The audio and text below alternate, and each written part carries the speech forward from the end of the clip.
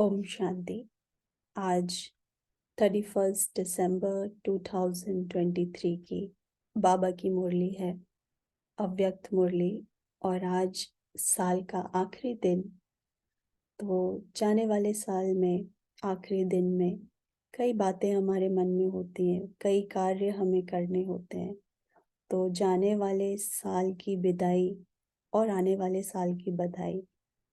तो ऐसे ही आज की अव्यक्त मुरली में बाबा ने कुछ ऐसी सूक्ष्म बातों पर हमारा अटेंशन खिंचवाया, जिस पर बाबा ने हम बच्चों को कहा कि हम बच्चों को मास्टर दाता महासहयोगी ऐसा बनना है। तो कई बातों को अपने जीवन में हमें देखना है, परिवर्तन करना है। तो बहुत एकाग्र होकर हम बाबा की अव्यक्त वाणी सुनेंगे और देखेंगे कि बाबा ने हमारे लिए क्या कहा। तो ये साल का आखिरी दिन और आने वाला साल का नए दिन की बधाई भी सभी को। तो सुनेंगे बाबा की मुरली। मुरली की रिवाइज डेट है 13 नवंबर 97। मुरली का टाइटल है संगम युग के प्राप्तियों की प्रारब्ध का अनुभव करो, मास्टर दाता महासहयोगी बनो। आज भाग्य विधाता बाप अपने श्रेष्ठ भाग्यवान बच्चों को देख रहे हैं। हर एक बच्चे के भाग्य की रेखाएं देख देख भाग्य विधाता बाप भी हर्षित होते हैं, क्योंकि सारे कल्प में चक्र लगाओ तो आप जैसा श्रेष्ठ भाग्य किसी धर्म आत्मा, महान आत्मा, राज्य अधिकारी आत्मा, किसी का भी इतना बड़ा भाग्य नहीं है जितना आप संगम युगी श्रेष्ठ आत्माओं का है।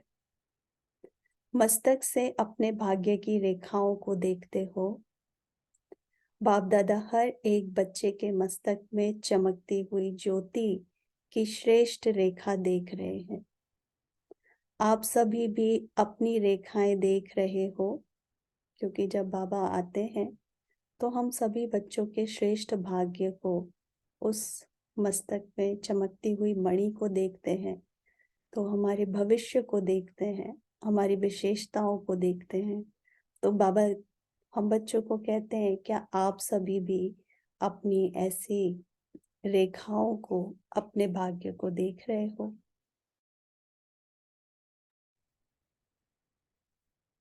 नैनों में देखो तो स्नेह और शक्ति की रेखाएं स्पष्ट है। मुख में देखो मधुर श्रेष्ठ वाणी की रेखाएं चमक रही है। होठों पर देखो रूहानी मुस्कान, रूहानी खुशी की झलक की रेखा दिखाई दे रही है। हृदय में देखो व दिल में देखो तो दिलाराम के लव में लवलीन रहने की रेखा स्पष्ट है। हाथों में देखो, दोनों ही हाथ सर्व खजानों से संपन्न होने की रेखा देखो। पाँव में देखो, हर कदम में पदम की प्राप्ति की रेखा स्पष्ट है। कितना बड़ा भाग्य है। तो ऐसे हम सभी को देखना है, इतना भाग्यवान हम अपने आप को समझते हैं। बाबा ने तो आज हमारे दिल के, हाथों के, चेहरे के, मुस्कान, पाँव आदि सभी बातों में बाबा ने हम बच्चों को बताया कि हम कितने भाग्यवान और कितने प्राप्ति स्वरूप आत्माएं हैं। तो बाबा कहते कितना बड़ा भाग्य है। भाग्य विधाता बाप ने हर एक बच्चे को पुरुषार्थ से, श्रेष्ठ कर्मों की कलम से यह सब रेखाएं खींचने की खुली दिल से खुली छुट्टी दी है।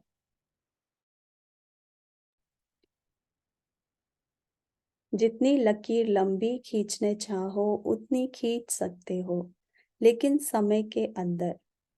फिर बाबा ने समय का इशारा भी दिया, है ना। तो हम जितना अपना भाग्य बना सकते हैं, कलम हमारे हाथ में है, वो लकीर भाग्य की हम खींच सकते हैं।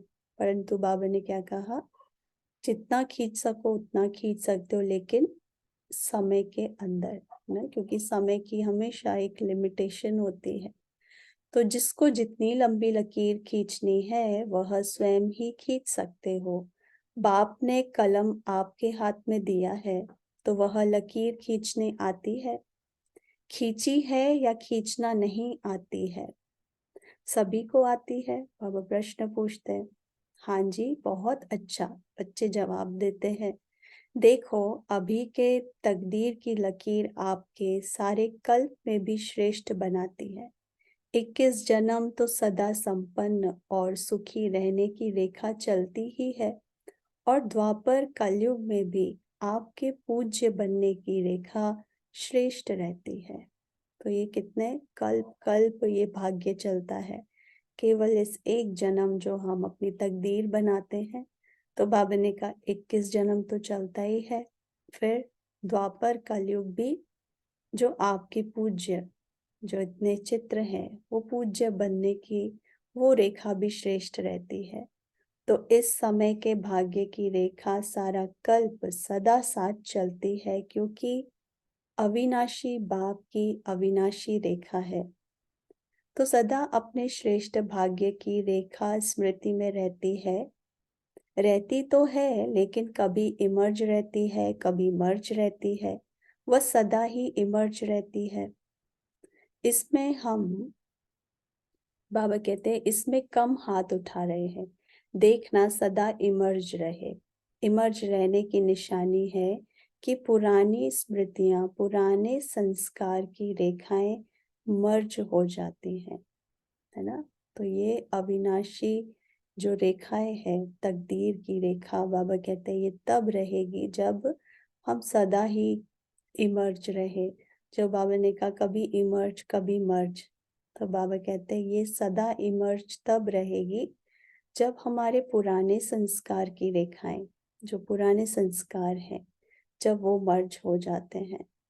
तो कभी भी पुराने संस्कारों की रेखाएं, वो पुरानी बातों के स्मृति की रेखाएं इमर्ज नहीं हो, मर्ज हो, और मर्ज रहते रहते समाप्त हो जाए, है ना।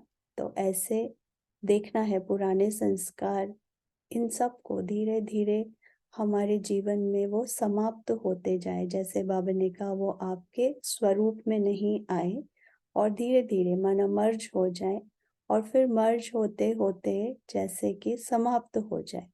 तो जहाँ श्रेष्ठ भाग्य की रेखाएं इमर्ज है, वहाँ पुरानी रेखाएं इमर्ज होना असंभव है ना। एक ही बात हो सकती है, या तो पुराना संस्कार इमर्ज होगा, या श्रेष्ठ भाग्य, नया संस्कार। तो बाबा ने कहा जब ये श्रेष्ठ भाग्य इमर्ज रहेगा, तो पुराना आपे ही मर्ज हो जाएगा। इसीलिए बाबा ने कहा ये जो पुरानी रेखाएं हैं, इनका इमर्ज होना असंभव है जब हम अपने श्रेष्ठ भाग्य को इमर्ज रखेंगे। अगर होती है तो सिद्ध होता है कि श्रेष्ठ भाग्य की रेखा सदा इमर्ज नहीं रहती। तो क्या समझते हो, इतने श्रेष्ठ भाग्य की रेखाएं इमर्ज होनी चाहिए या मर्ज, है ना। तो अगर श्रेष्ठ भाग्य की रेखा, बाबा कहते हैं वो अगर इमर्ज नहीं रहती, अपने भाग्य के बारे में हम नहीं सोचते, वो संस्कार जो हमारे श्रेष्ठ हैं वो इमर्ज नहीं रहते, तो बाबा कहते हैं माना हम अभी पुराने संस्कारों को ही अपने जीवन में यूज कर रहे। तो इतना श्रेष्ठ भाग्य होने के बाद भी ये रेखाएं इमर्ज नहीं होती, या फिर बाबा कहते हैं ये अपनी चेकिंग करो, इमर्ज होती है या मर्ज, क्या होना चाहिए।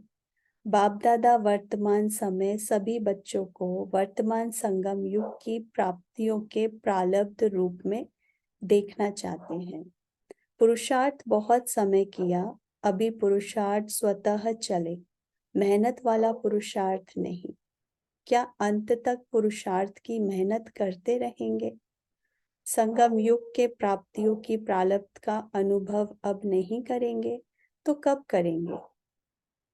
भविष्य की प्रालब्ध अलग चीज है, वह तो आपकी इस पुरुषार्थ के प्रालब्ध की परछाई है, वह तो आपके पीछे पीछे आपे ही आएगी। लेकिन विशेष बात है इस समय के प्रालब्ध प्राप्त करने की, है ना। प्राप्ति तो बाबा कहते हैं अभी भी है और भविष्य में तो है ही है। तो बाबा कहते हैं आपके पुरुषार्थ की प्रारब्ध, ये भविष्य की तो बाबा कहते हैं ये तो परछाई है, ये तो जैसे पीछे पीछे आनी ही है। आपने पुरुषार्थ किया और प्रारब्ध प्राप्त की, परंतु बाबा कहते हैं संगम युग की जो प्राप्तियां हैं उस प्रारब्ध का अनुभव कब करेंगे? अभी नहीं करेंगे तो कब करेंगे, है ना? तो बाबा चाहते हैं कि अभी वो पुरुषार्थ की प्रारब्ध का हम अनुभव करें। तो बाबा कहते हैं ऐसे नहीं कोई पूछता है कैसे है, क्या हाल चाल है, तो अभी तक यही नहीं कहते रहो कि पुरुषार्थ चल रहा है। पुरुषार्थ तो है लेकिन पुरुषार्थ की प्रारब्ध अभी अनुभव करो, है ना? तो कोई भी पूछे तो हमेशा कई बार कहते हैं कि पुरुषार्थ चल रहा है। बाबा कहते हैं परंतु कब तक, है ना? पुरुषार्थ तो है ही, परंतु अगर हम कहेंगे पुरुषार्थ चल रहा है, पुरुषार्थ कर रहे हैं, तो बाबा ने कहा फिर प्रारब्ध कब अनुभव करोगे? संगम युग की भी तो प्रारब्ध अनुभव करनी है।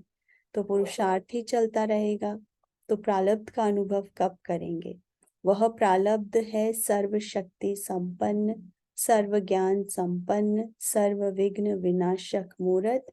यह अभी की प्रारब्ध भविष्य में स्वतः ही प्राप्त होगी, है ना? तो ये बाबा ने कहा ये है प्रारब्ध, इसको सभी अंडरलाइन करेंगे और देखेंगे इन बातों से क्या हम अपने जीवन में संपन्न हैं, क्योंकि ये है संगम युग की प्रारब्ध और ये प्रारब्ध हमें अनुभव करनी है, हम हर एक को अनुभव करनी है। अगर वो हमारे जीवन में नहीं है, माना हम संगम युग का वो सुख का अनुभव हम कर ही नहीं रहे हैं प्राप्तियों का, तो बाबा ने कहा वो प्रारब्ध है सर्वशक्ति संपन्न, सर्व ज्ञान संपन्न, सर्व विघ्न विनाशक मूर्त। हाँ, तो यह अभी की प्रारब्ध भविष्य में स्वतः ही प्राप्त होगी। जैसे भविष्य में सिर्फ प्रारब्ध है, पुरुषार्थ समाप्त है ना। सतयुग में नई दुनिया में प्रारब्ध भोगते हैं, वहां पुरुषार्थ की बात नहीं है। ऐसे अभी बाकी रहे हुए समय में प्रारब्ध स्वरूप का विशेष अनुभव करो। अब समय है अनुभव करने का। बाबा कहते हैं प्रारब्ध को, प्राप्तियों को अनुभव करने का। तो संगम युग में भी बाबा कहते हैं ये पुरुषार्थ कब तक करते रहेंगे अपने लिए? बाबा कहते हैं अब समय है उस पुरुषार्थ की प्रारब्ध स्वरूप बनने का। हाँ, ये सारी बातें प्राप्ति संपन्न आत्मा बनने का। तो बाबा कहते हैं वो अब विशेष अनुभव करो, है ना? और बात भी ठीक है, कब हम प्राप्ति संपन्न बनेंगे, कब हम ये कब तक कहते रहेंगे कि हम पुरुषार्थ कर रहे हैं, अभी सर्व प्राप्ति संपन्न नहीं बने, मतलब कुछ ना कुछ कमी है। तो समय रहते हमें ये प्रारब्ध स्वरूप बनना है। तो जब प्रारब्ध कहते हैं तो पुरुषार्थ की ही प्रारब्ध होती है। पुरुषार्थ किया है, उस पुरुषार्थ अनुसार ही प्रारब्ध का अनुभव कर सकते हैं। लेकिन बाप दादा बच्चों से क्या चाहते हैं? पूछते हैं ना, बाप दादा हमसे क्या चाहते हैं? बच्चे पूछते हैं बाबा हमसे क्या चाहते हैं? तो बाप दादा यही चाहते हैं कि अब थोड़े समय के लिए पुरुषार्थ के प्रारब्ध स्वरूप बन जाओ। बन सकते हो कि पुरुषार्थ की मेहनत अच्छी लगती है? क्या समझते हैं हम सभी? बाबा चाहते हैं कि अब ये थोड़ा समय जो बचा है उसमें हम पुरुषार्थ का जो प्रारब्ध है, क्योंकि पुरुषार्थ जो भी हम पुरुषार्थ करते हैं तो प्राप्तियां बाबा कहते हैं अथाह है, एक गुना का पदम गुना। तो पुरुषार्थ जो हमने किया है उसके प्रारब्ध स्वरूप बाबा चाहते हैं हम बन जाए, माना सर्व प्राप्ति संपन्न आत्मा बन जाए। तो बाबा कहते हैं अब बन सकते हो, या पुरुषार्थ माना मेहनत करना ही अच्छा लगता है? प्रारब्ध वाले बनेंगे, क्या बनना चाहते हैं? अभी पुरुषार्थ कर रहा हूँ, पुरुषार्थ हो जाएगा, करके दिखाएंगे, यह शब्द समाप्त हो। नए साल के लिए अभी हमको हर चीज अपने लिए देखते जाना है और परिवर्तन करते जाना है। बाबा कह रहे हैं कि अब पुरुषार्थ कर रहे हैं, हो जाएगा, कर लेंगे, यही शब्द यूज करते रहेंगे या फिर अब इससे ऊपर उठना है, माना प्राप्ति संपन्न, कर लेंगे नहीं, कर लिया और अब सर्व प्राप्ति संपन्न अनुभव करना है। तो बाबा कहते हैं ये शब्द समाप्त होंगे, करके दिखाएंगे या दिखाओ क्या, और कब दिखाएंगे, क्या विनाश के समय दिखाएंगे? इसकी बहुत सहज विधि है कि अब मास्टर दाता बनो। बाबा प्रश्न पूछ रहे, कब करके दिखाएंगे, अभी दिखाएंगे या फिर विनाश के समय दिखाएंगे? तो बाबा ने कहा बस अब ये बहुत सहज विधि है कि मास्टर दाता बनो। विधि क्या है? सर्व प्राप्ति संपन्न बनने की, दाता बनो। और दाता भी वही बन सकते हैं जो जो सभी प्राप्तियों से संपन्न होंगे ना, अनुभवी वो स्वरूप होगा प्रारब्ध। तो बाप से लिया है और लेते भी रहो, लेकिन आत्माओं से लेने की भावना नहीं रखो। यह कर ले तो ऐसा हो, यह बदले तो मैं बदलूं, यह लेने की भावना है ना। बाबा कहते हैं बाबा से ले रहे हैं वो ठीक है कि हम भगवान से ले रहे हैं, पर अब आत्माओं से नहीं लेना है, अब दाता बनना है, देने वाला, देवता, दाता। तो बाबा कहते हैं अब आत्माओं से लेने की भावना नहीं रखो, भगवान से ले रहे हो वो ठीक है, पर आत्माओं से नहीं।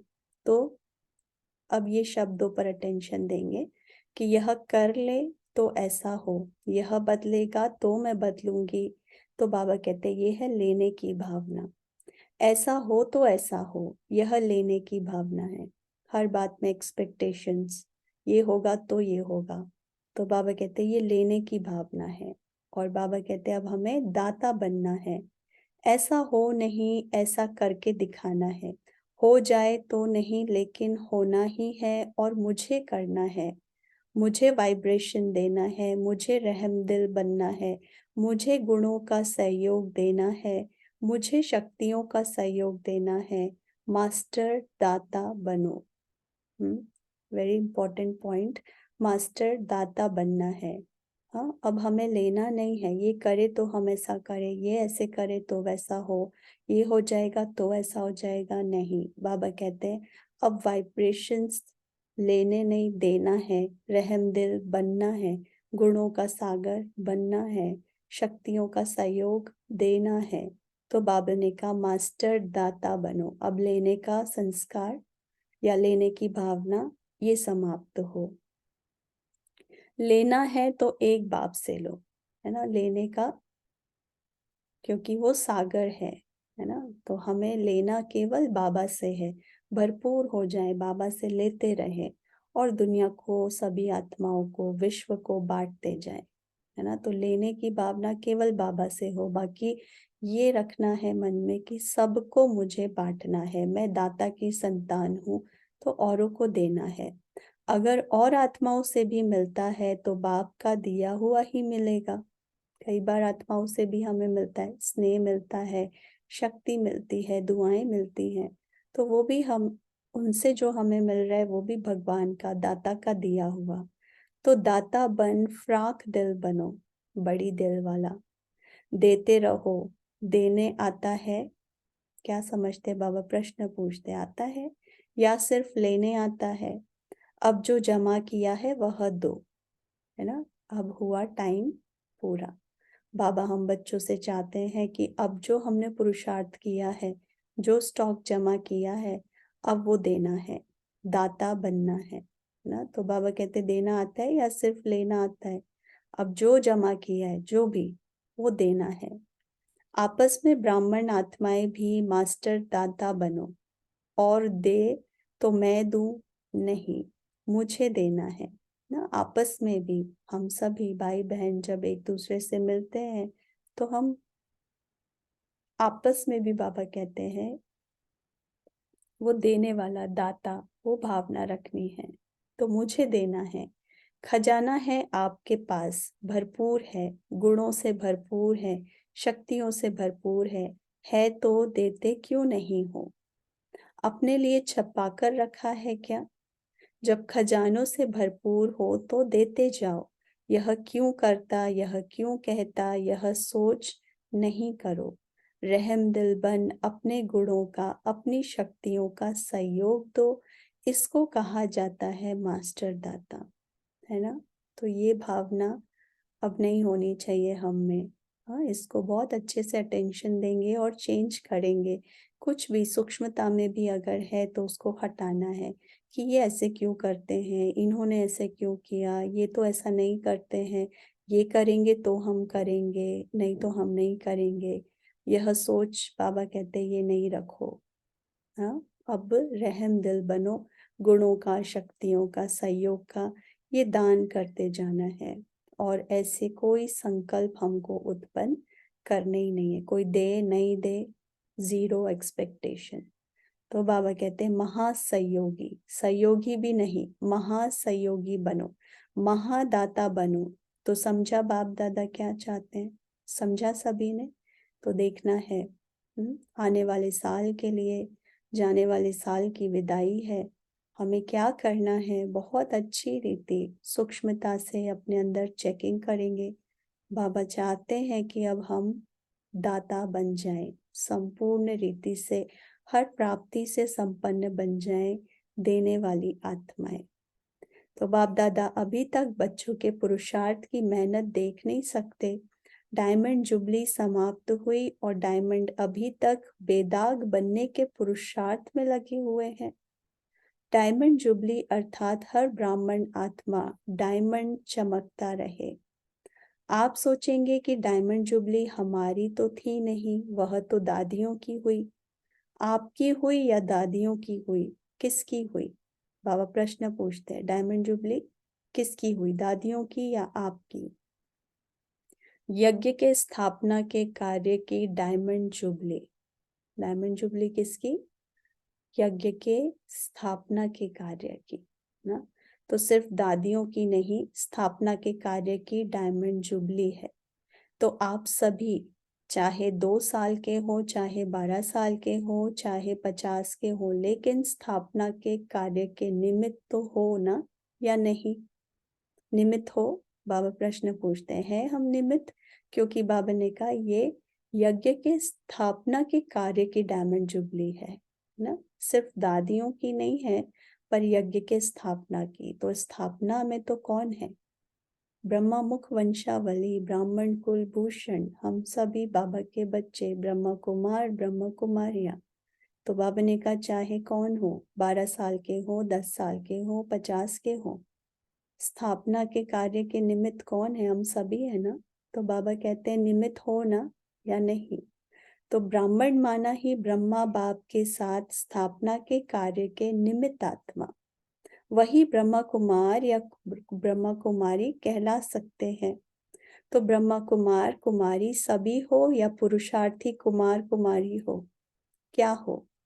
ब्रह्मा कुमार ब्रह्मा कुमारियां अर्थात जन्म लिया और ब्रह्मा बाप के साथ ही स्थापना के निमित्त आत्मा बने, है ना। ब्रह्मा बाबा द्वारा स्थापना ना, ब्रह्मा द्वारा स्थापना, विष्णु द्वारा पालना, शंकर द्वारा विनाश, ये गायन है। तो ब्रह्मा द्वारा स्थापना, तो किसकी स्थापना?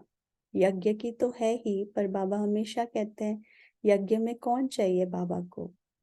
ब्रह्मा कुमार और कुमारियां, ब्राह्मण। तो चाहे आदि में हो या अभी हम बच्चे, जो बाबा कहते हैं 10 साल, 12 साल, 1 साल, कितने भी साल के हो, पर हम बाबा के बच्चे बने तो हम स्थापना के निमित्त तो बने ना। तो मैं निमित्त आत्मा, किसी कार्य के तो निमित्त बनी, तभी भगवान ने चुना हम सभी को, एक एक आत्माओं को। तो कुछ तो कार्य है।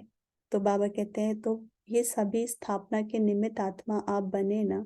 तो ऐसे नहीं सोचना हम तो अभी नए हैं, हम तो अभी छोटे हैं, लेकिन समय के अनुसार जब समय समाप्ति के नजदीक है तो छोटों को, नयों को इतना ही तीव्र पुरुषार्थ करना ही है, अगर ब्राह्मण है तो। तो चाहे नए हैं, पुराने, कोई भी है, समय तो वही है विनाश का। जो डेट जो बाबा ने सोचा है, जो विनाश का समय है, वो तो अपने समय पर विनाश होना ही है, वो फिक्स है। तो हम कभी भी आए, परंतु हमारे लिए, सबके लिए वो विनाश की डेट फिक्स है ना। तो हम सभी कौन है? तो बाबा कहते हैं आप सभी ब्राह्मण हो तो ऐसे तीव्र पुरुषार्थ करना ही है। अगर क्षत्रिय है तो छुट्टी है ना। क्षत्रिय, देवता और क्षत्रिय, दो कला कम हो जाती है, तो देखना है। तो बाबा ने कहा अगर क्षत्रिय है तो छुट्टी है, लेकिन ब्राह्मण है तो ब्राह्मण सो देवता कहा जाता है, क्षत्रिय सो देवता नहीं। तो ब्राह्मण आत्माओं को स्थापना के निमित्त बनना ही है ही निमित्त, इसीलिए अभी मास्टर दाता बनो, है ना। तो हम निमित्त हैं, जो भी आत्माएं हैं, चाहे नए हैं चाहे पुराने हैं, जो भी है हम निमित्त है, क्योंकि ब्रह्मा मुख वंशावली, ब्रह्मा कुमार ब्रह्मा कुमारी स्थापन किए हुए बच्चे स्थापना के निमित्त है। तो बाबा कहते हैं आपको स्थापना के निमित्त बनना है। तो जहां भी है हम निमित्त है। तो कौन है निमित्त? मास्टर दाता बनो। दान नहीं करो लेकिन सहयोग दो। ब्राह्मण ब्राह्मण को दान नहीं कर सकता, सहयोग दे सकता है ना। हम ब्राह्मण ब्राह्मण आपस में एक दूसरे को दान दे सकते हैं। ज्ञानी है ना, ज्ञान का सागर हमारा पिता है, गुणों का, शक्तियों का। तो हम सभी उसके संतान हैं। तो हम एक दूसरे को क्या दान देंगे, परंतु हम एक दूसरे को सहयोग दे सकते हैं। तो क्या कहा, महादाता और महासहयोगी बनो। अभी 1 साल वाला भी है तो भी समय के अनुसार अभी बचपन की बातें समाप्त करो, क्योंकि सभी बच्चे वानप्रस्थ अवस्था के समीप हो। समय की गति प्रमाण, ड्रामा के नियम प्रमाण अभी सभी की वानप्रस्थ अवस्था समीप है ना। तो विनाश सामने खड़ा है। बाबा कई बार कहते हैं सबकी मौत सामने खड़ी है। तो ऐसे कह सकते हैं कि ये वानप्रस्थी है और ये बच्चे हैं? नहीं, सभी के लिए विनाश है, तो सभी को जाना है। तो सभी, बाबा कहते हैं सभी वानप्रस्थी हैं। फिर चाहे 1 दिन का बच्चा हो या कोई भी हो या वानप्रस्थी हो, हाँ, परंतु समय की गति प्रमाण, नियम, ड्रामा के नियम प्रमाण अभी सभी वानप्रस्थी हैं, क्योंकि समय बहुत समीप है। तो क्या बनना है? महादाता और महासहयोगी बनना है। तो बाबा ने कहा बाप दादा जानते हैं कि बच्चों का बाप से जिगरी स्नेह है। जिगरी स्नेह है ना, या ऊपर ऊपर का स्नेह है? दिल का स्नेह है तब तो भाग कर आए हो ना। देखो बेहद के हॉल में बेहद के बाप के बच्चे बेहद के रूप में विराजमान है। यह हॉल अच्छा लगता है ना, या दूर लगता है?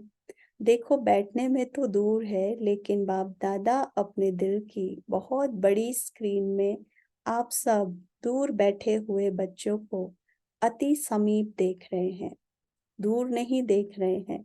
बाप दादा के दिल की स्क्रीन बहुत बड़ी है, अभी तक साइंस वालों ने भी नहीं निकाली है।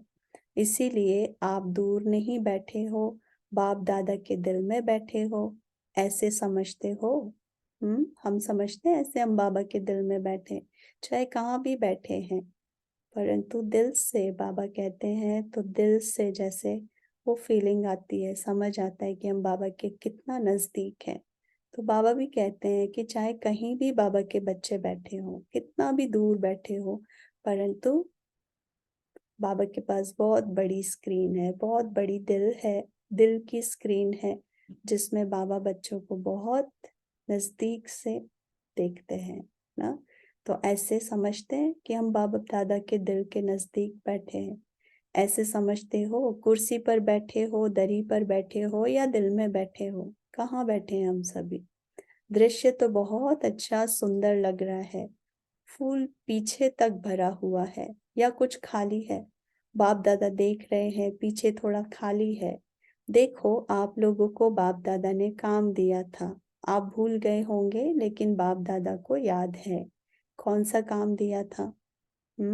लास्ट संडे की मुरली, बाबा ने क्या होमवर्क दिया था हम सभी को? याद है सभी को? बाबा कहते हैं कौन सा काम दिया। लास्ट संडे की मुरली में बाबा ने कहा क्रोध मुक्त बनना है ना। तो बाबा कहते हैं कि कौन सा काम दिया था क्रोध मुक्त का, आज वह नहीं पूछेंगे। पहला चांस लिया है ना, तो आज क्रोध मुक्त का पूछेंगे तो दिल शिकस्त हो जाएंगे। बाप दादा को रिजल्ट पता है, पूछेंगे आप लोगों से भी वहां से रिजल्ट मंगाएंगे। आज छोड़ देते हैं, है ना, क्योंकि कुछ नए बच्चे भी हैं। तो जब नए हैं और फिर उसमें जब उन्होंने फर्स्ट टाइम चांस लिया है, प्रॉमिस किया है, तो बाबा कहते हैं इनसे भी रिजल्ट लेंगे, बाद में मंगाएंगे, परंतु आज नहीं पूछेंगे, है ना। तो आज छोड़ देते हैं। तो काम दिया था कि 9 लाख तैयार करके दिखाओ, याद है, हर जोन को कहा था। तो किस जोन ने 9 लाख तैयार किए हैं? बंगाल बिहार का सेवा का टर्न है, तो बंगाल बिहार ने 9 लाख तैयार किया है। चुप है, बोलते नहीं हैं। चलो एक जोन नहीं, सभी जोन ने, देश विदेश वालों ने मिलकर 9 लाख तैयार किए हैं ना। एक एक होता है एक जोन, बाबा ने कहा चलो सभी को मिलाकर ना, सभी जोन ऑल ओवर पूरे वर्ल्ड में जितने भी बाबा के बच्चे सब ने मिलाकर, सभी जोन को मिलाकर 9 लाख तैयार किए हैं और नए।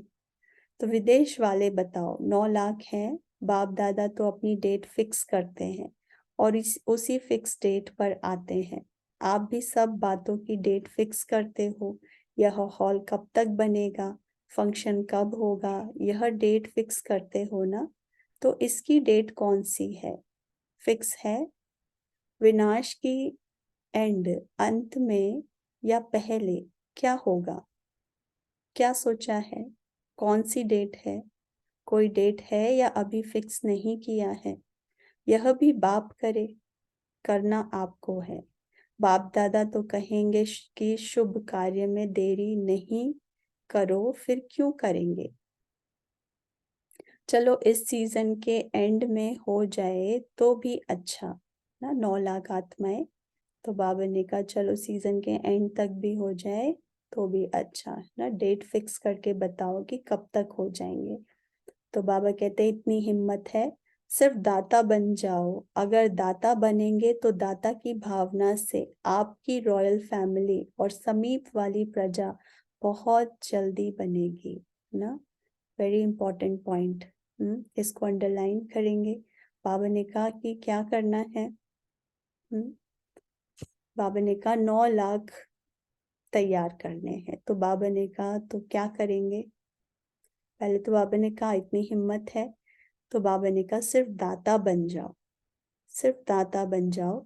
जब दाता बन जाएंगे तो जो आपकी भावना है दाता की, उस भावना से ही खिंचे आ जाएंगे। आपकी रॉयल फैमिली और समीप वाली प्रजा बहुत जल्दी बनेगी, है ना। तो इस पर अटेंशन देंगे। महादानी दाता बनना है, दाता बनेंगे तो सब आपे ही खिंच जाएंगे, खिंचे चले आएंगे। वह लोग तो इंतजार कर रहे हैं, सिर्फ सदा दाता बनने की देरी है ना। इतनी आत्माएं जो बैठी है, अभी बाबा के बच्चे हैं, परंतु हमारा इंतजार हो रहा है कब हम दाता बनेंगे। माना अभी हम बने नहीं हैं, तो दाता बनना है। जब दाता बनेंगे तो वो आत्माएं तो वेट कर रही हैं, वो बाबा कहते हैं वो आ जाएंगी। महान सहयोगी बनने की देरी है, महान सहयोगी।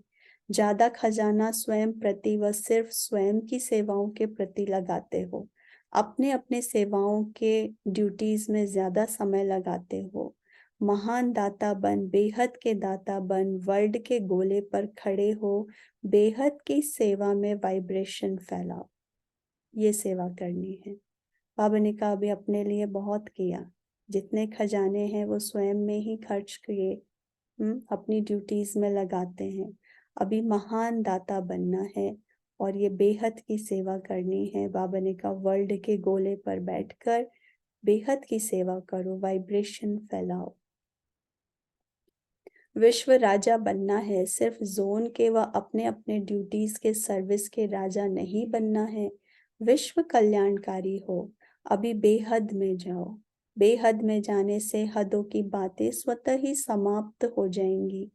मनोबल बहुत श्रेष्ठ बल है, उसको यूज नहीं करते हो। वाणी संबंध संपर्क उससे सेवा में बिजी रहते हो, अब मनोबल को बढ़ाओ। पॉइंट को नोट करेंगे। बाबा ने कहा वाणी से, संबंध से, संपर्क से सेवा करते हैं, उसमें बहुत बिजी रहते हैं, अपनी अपनी ड्यूटीज में भी बिजी रहते हैं, पर ये हद की बातें हैं। बाबा ने कहा विश्व कल्याणकारी बेहद के सेवाधारी बनो। उसमें बाबा कहते हैं सब हदों की बातें समाप्त हो जाएंगी, तो उसमें विशेष क्या यूज करना है? मनोबल को। तो बाबा ने कहा अब मनोबल को बढ़ाओ। बेहद की सेवा जो अभी आप वाणी या संबंध सहयोग से करते हो, वह मनोबल से करो। मनोबल, मनसा सेवा। मनसा सेवा बेहद की सेवा है ना। तो मनोबल की बेहद की सेवा, अगर आपने बेहद की वृत्ति से मनोबल द्वारा विश्व के गोले के ऊपर ऊंचा स्थित हो, बाप के साथ परम धाम की स्थिति में स्थित हो, थोड़ा समय भी यह सेवा की, तो आपको उसकी प्रारब्ध कई गुना ज्यादा मिलेगी, है ना। तो कितनी इम्पोर्टेंट बात है। बाबा हम बच्चों को कह रहे हैं कैसे बेहद की सेवा करनी है, विश्व कल्याण कैसे करना है। तो अपने मनोबल को बढ़ाओ और मनसा सेवा, मनोबल से ये बेहद की सेवा करो। आजकल के समय और सर्कमस्टेंस के प्रमाण अंतिम सेवा यही मनसा व मनोबल की सेवा है। इसका अभ्यास अभी से करो। चाहे वाणी द्वारा व संबंध संपर्क द्वारा सेवा करते हो, लेकिन अब इस मनसा से सेवा का अभ्यास अति आवश्यक है। साथ साथ अभ्यास करते चलो। समझा क्या करना है? समझ आया सभी को क्या करना है? अटेंशन देना है इन बातों पर। बहुत डीप बाबा हम बच्चों को हर बात में युक्ति और बातें बताते हैं। तो यह मनसा सेवा वही रंगत दिखाएगी जो स्थापना के आदि में बाप की मनसा द्वारा रूहानी आकर्षण ने बच्चों को आकर्षित किया ना। कई बाबा के बच्चे कैसे आए ना, सभी के अनुभव है कैसे बाबा ने आकर्षण किया वाइब्रेशन द्वारा। तो मनसा द्वारा उस आकर्षण में आए, और मनसा सेवा के फल स्वरूप अभी भी देख रहे हो कि वही आत्माएं अब भी फाउंडेशन है। ड्रामा अनुसार यह बाप की मनसा आकर्षण का सबूत है जो कितने पक्के हैं। तो अंत में भी अभी बाप के साथ आपकी भी मनसा आकर्षण, रूहानी आकर्षण से जो आत्माएं आएंगी, वह समय अनुसार समय कम, मेहनत कम और ब्राह्मण परिवार में वृद्धि करने के निमित्त बनेंगी। तो ये है मनसा की कमाल, मनोबल की सेवा, बेहद की सेवा, कि आपकी मनसा से वो रूहानी आकर्षण से आत्माएं आएंगी और कम समय में, कम मेहनत में वो ब्राह्मण परिवार में वो वृद्धि हो जाएगी, वो आत्माएं निमित्त बन जाएंगी। वही पहले वाली रंगत अंत में भी देखेंगे। जो बाबा ने कहा जो आदि में हुआ वो अंत में होगा। जैसे आदि में ब्रह्मा बाप को साधारण ना देख श्री कृष्ण के रूप में अनुभव करते थे। साक्षात्कार अलग चीज है, लेकिन साक्षात स्वरूप में श्री कृष्ण ही देखते, खाते पीते चलते थे। ऐसा है ना ऐसा अनुभव सभी बताते हैं। ब्रह्मा बाबा को कैसे देखा? साक्षात श्री कृष्ण के रूप में। साक्षात्कार नहीं, बाबा सामने है और उनमें श्री कृष्ण नजर आ रहा है। तो चलते फिरते ऐसा था ना। तो बाबा कहते तो स्थापना में एक बाप ने किया, अंत में आप बच्चे भी आत्माओं के आगे साक्षात देवी देवता दिखाई देंगे ना। पॉइंट को नोट करेंगे। जो आदि में हुआ वो अंत में। तो जो ब्रह्मा ने किया वही ब्रह्मा की संतान, हम ब्रह्मा कुमार ब्रह्मा कुमारी, हम बच्चे भी तो निमित्त है। तो बाबा ने कहा जैसे बाबा को साक्षात श्री कृष्ण के रूप में देखा, तो अभी अंत में हम बच्चों में भी विश्व की आत्माएं वो साक्षात देवी देवता देखेंगे। हमारे में उनको अपने कुल देवी कुल देवता वो साक्षात दिखाई देंगे ना। पर वो कब होगा? जब हमारी मनसा बेहद की होगी और जब हम महादानी महासहयोगी बन जाएंगे। तो वह समझेंगे ही नहीं कि यह कोई साधारण है। वही पूज्यपन का प्रभाव अनुभव करेंगे, तब बाप सहित आप सभी के प्रत्यक्षता का पर्दा खुलेगा। कितनी डीप बात और इम्पोर्टेंट बात बाबा ने बताई ना। सभी प्रत्यक्ष होंगे, बाबा के बच्चे, भगवान को प्रत्यक्ष करने वाले हम बाबा के बच्चे। तो हमें कैसा होना चाहिए वो बाबा ने बताया। और फिर बाबा ने कहा आपको साधारण नहीं देखेंगे, आपको साक्षात देवी देवता के रूप में देखेंगे। तो वो प्रत्यक्षता का पर्दा खुलेगा। अभी अकेले बाप को नहीं करना है, बच्चों के साथ प्रत्यक्ष होना है। जैसे स्थापना में ब्रह्मा के साथ विशेष ब्राह्मण भी स्थापना के निमित्त बने, ऐसे समाप्ति के समय भी बाप के साथ साथ अनन्य बच्चे भी देव रूप में साक्षात अनुभव होंगे। इसके लिए यही जो आज सुनाया, अभी से प्रारब्ध स्वरूप में स्थित रहो, है ना।